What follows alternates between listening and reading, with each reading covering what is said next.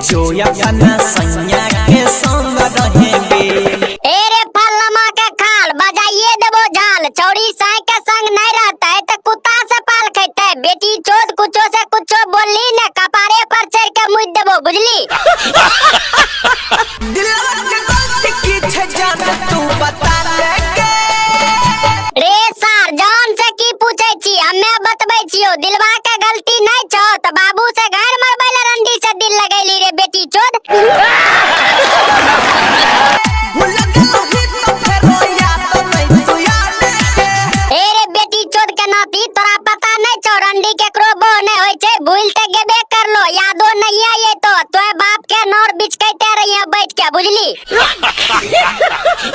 हरदम आबै छी तू ही त नजर गे। अच्छा हरदम आबै छो वही नजर तिया ने हमरा लिगा गैर मारते मारते तोड़ दियो तोर कमर बुझै न चिरे गरमद। तोरा बिना या करबै सबर गे।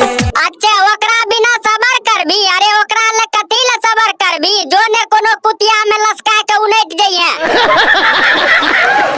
जो बेवफाया बचिए खबर गे।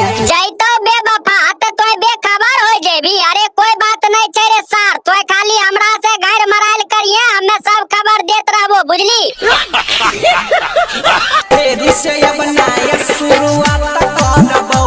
अच्छा फेरो से नया शुरुआत करबी त तहू सुन ले रे बहिन चोद, हमहू तोरा घर दिन रात मारबो बुझली।